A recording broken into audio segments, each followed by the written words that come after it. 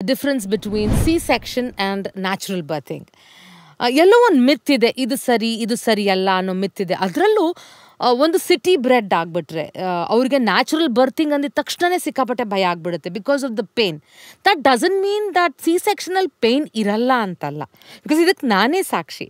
37 years ago I went through the entire labour, but ಏನು ಮಾಡಿದ್ರು I couldn't deliver the baby, so I had to go in for C section. So ಇದ್ರ ಬಗ್ಗೆ ಅಂದರೆ natural ಬರ್ತಿಂಗ್ ಬಗ್ಗೆ ಮತ್ತು C section ಬಗ್ಗೆ ಯಾವುದು ಬೆಟರ್ ಮತ್ತು ಯಾಕೆ ಅದು ಬೆಟರ್, ಇದ್ರ ಬಗ್ಗೆ ದಯವಿಟ್ಟು throw some light so that ಎಲ್ರಿಗೂ ಇದೊಂದು ಅರ್ಥ ಆದಾಗ maybe to be mothers ಅವ್ರಿಗೆ ಚಾಯ್ಸ್ ಮಾಡ್ಕೊಳ್ಳೋಕ್ಕೆ ಸ್ವಲ್ಪ ಸುಲಭ ಆಗುತ್ತೆ. See obviously normal delivery is better.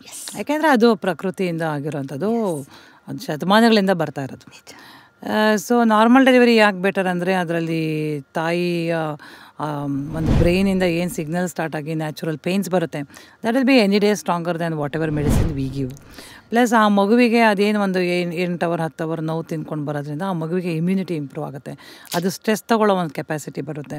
ಅದಕ್ಕೆ ನಾರ್ಮಲ್ ಡೆಲಿವರಿಯಿಂದ ಕೆಳಗಡೆಯಿಂದ ಬರುವಾಗ ವೆಜಿನಲ್ ಫ್ಲೋರ್ ಅದೆಲ್ಲ ಎಕ್ಸ್ಪೋಸ್ ಆದಾಗ ಆ ಮಗುವಿಗೆ ರೋಗ ನಿರೋಧಕ ಶಕ್ತಿಗಳು, ಇಮ್ಯುನಿಟಿ ಇಂಪ್ರೂವ್ ಆಗುತ್ತೆ, ಲಂಗ್ಸ್ ಚೆನ್ನಾಗಾಗುತ್ತೆ, ಚೆನ್ನಾಗಿ ಬ್ರೀತಿಂಗ್ ಕೆಪಾಸಿಟಿ ಬರುತ್ತೆ, ಕಾಯಿಲೆಗಳು ಕಡಿಮೆ ಮಗುವಿಗೆ ಅವೆಲ್ಲನೂ ಇರುತ್ತೆ. ಅದು ಆ್ಯಂಡ್ ತಾಯಿನೂ ಇಮಿಡಿಯೇಟಾಗಿ ಡೆಲಿವರಿ ಆಗಿ 1 hour 2 hours ಆದಮೇಲೆ ಕೂತ್ಕೊಬೋದು, ಎದ್ದು ಓಡಾಡ್ಬೋದು, ಬ್ರೆಸ್ಟ್ ಫೀಡ್ ಮಾಡ್ಬೋದು, ನೆಕ್ಸ್ಟ್ ಸಾಯಂಕಾಲಕ್ಕೆ ಟಾಯ್ಲೆಟ್ಗೆ ಹೋಗ್ಬೋದು, ಅವೆಲ್ಲನೂ ಮಾಡ್ಬೋದು. ಬೇರೆ ಸಿಸೇರಿಯನ್ಸ್ನಲ್ಲಿ ಏನಾಗುತ್ತೆ ಅಂತಂದರೆ ನಾವು ವಿ ಗಿವ್ ಅನಸ್ತೇಸಿಯಾ, ಅದರದ್ದೇ ಕೆಲವೊಂದಿಷ್ಟು ಕಾಂಪ್ಲಿಕೇಶನ್ಸ್ ಆಗ್ಬೋದು. ಆಮೇಲೆ ಅವಳಿಗೆ ಡೆಲಿವರಿ ಆಗಿ ಒಂದು 6 hours ಎಬ್ಬಿಸಿ ಓಡಾಡ್ಸಲ್ಲ, ಸೊ ಕಾಲು ಹಾಗೆ ಮಲಗ್ದಲ್ಲೇ ಮಲಗಿರೋದು, ನೋವು ಜಾಸ್ತಿ, ಇಷ್ಟಾಗಲ ಕಟ್ಟಾಗಿರುತ್ತೆ. ತುಂಬ ಹೊತ್ತು ಹಾಗೆ ಮಲಗಿರೋದ್ರಿಂದ ಡೀಪ್ ವೇನ್ ಥ್ರಾಂಬೋಸಿಸ್ ಅನ್ನೋ ಕಾಂಪ್ಲಿಕೇಶನ್ಸ್ ಜಾಸ್ತಿ, ವೂಂಡ್ ಇನ್ಫೆಕ್ಷನ್ನು. ಅದೇ ಸಿಸೇರಿಯನಲ್ಲಿ ಬ್ಲೀಡಿಂಗ್ ಜಾಸ್ತಿ ಆಗುತ್ತೆ.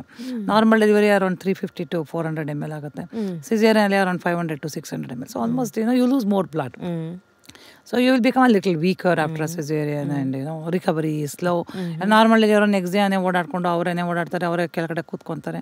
ಆ ಸಿಸೇರಿಯನ್ ಅವ್ರಿಗೆ ಸ್ವಲ್ಪ ಮೊಬಿಲಿಟಿ ಕಡಿಮೆ ಆಗುತ್ತೆ. So any day normal delivery is better for the baby and the mother.